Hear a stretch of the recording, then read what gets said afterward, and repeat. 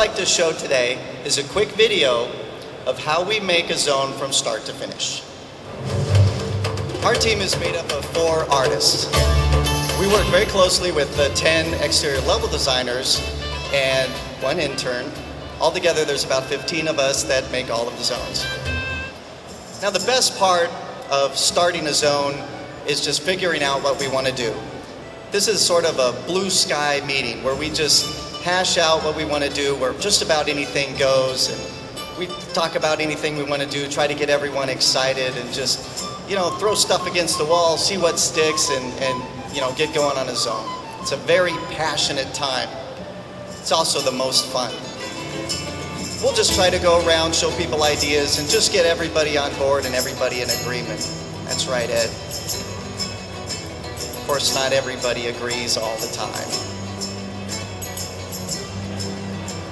So once we decide what we want to do, we start to do Illustrator maps. We'll start to do basic layouts in our editor, just so we could get a feel for the scale, if it looks right from a gamer's perspective, and just try to get an idea for the kind of spaces we're going to have to deal with. We'll start to gather resource material and other art.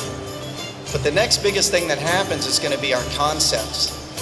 That's going to give us a roadmap for the zone. It's going to give us our colors, our textures, what our trees, rocks, and things are going to look like.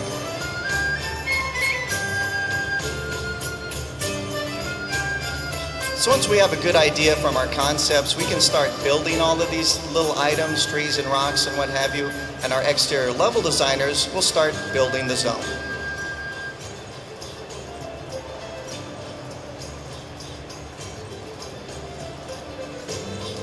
It's important to remember that every zone we've ever done in WoW has been done by hand. Everything has been placed by hand, every tile set is painted. And almost all of the items in the zone were created for that zone, all based on the color concept.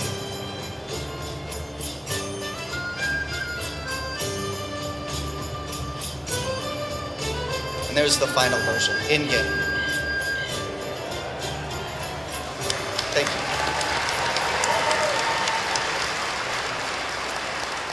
Next thing, I'd like to talk about some of the tech improvements that we've done and some of the reasons why WoW looks so much better now than it did when we first shipped.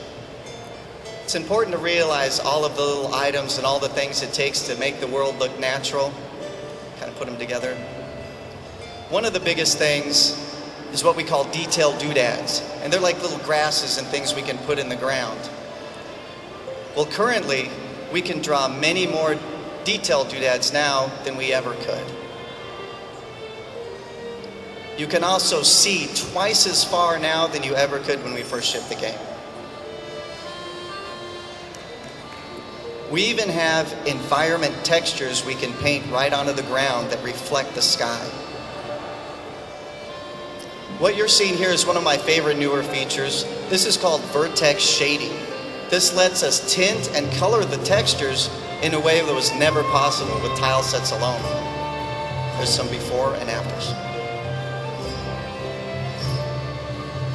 Beautiful. But probably one of our biggest improvements you saw this morning is our water. This is our old water.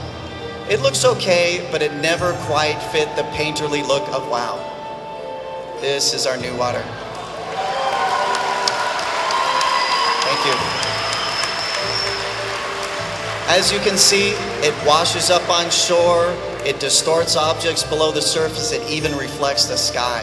And not only is this a great improvement for the expansion, but you're going to see this water everywhere.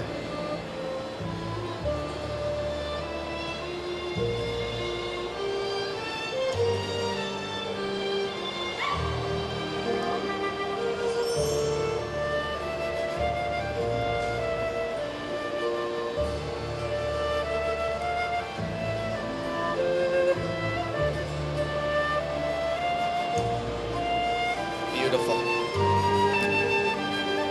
As you can see, the water really affects how a zone looks, and I feel this is a final completion for our painterly look of WoW. I feel like the game's almost, this is finished. Thank you.